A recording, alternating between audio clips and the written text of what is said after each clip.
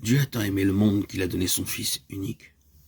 Il a donné son Fils non seulement afin qu'il vive parmi les hommes, porte leurs péchés et meure à leur place, mais encore pour qu'il se solidarise avec les besoins, les intérêts de l'humanité. Celui qui était un avec le Père s'est uni à nous par des liens indissolubles. Jésus n'a pas honte de nous appeler frères, Hébreux 2:11. Il est notre propitiation, notre avocat, notre frère. Il paraît revêtu de notre humanité devant le trône du Père, et il sera pendant toute l'éternité un avec la race humaine qu'il a rachetée. Il est et demeurera le Fils de l'homme.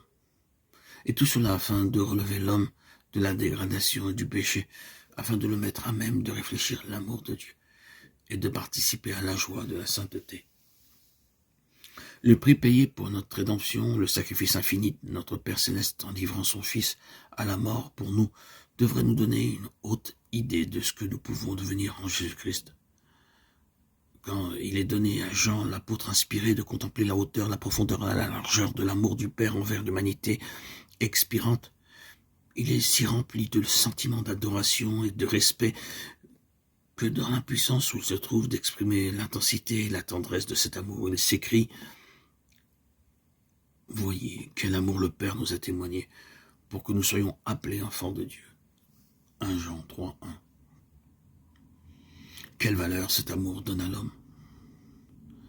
Par la transgression, les fils d'Adam sont devenus sujets de Satan. Par la foi au sacrifice expiatoire du Christ, ils peuvent devenir fils de Dieu. En revêtant la nature humaine, Jésus-Christ élève l'humanité. Il place l'homme déchu dans une condition où, par la communion avec lui, il peut devenir réellement digne du nom d'enfant de Dieu. Enfant du roi céleste. Précieuse promesse. Thème inépuisable de méditation. Amour insondable de Dieu pour un monde qui ne l'aimait pas. Un tel amour est sans exemple. Il surpasse celui d'une mère pour son enfant égaré.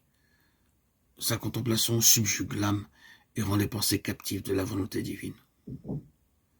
Plus nous étudions le caractère de Dieu à la lumière de la croix, plus nous y découvrons de clémence et de tendresse.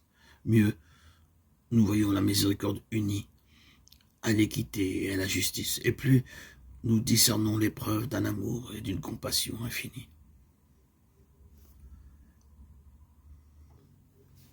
Ce n'est pas à cause de la propitiation faite par son Fils que le Père nous aime. C'est parce qu'il nous aime qu'il a pourvu à cette propitiation.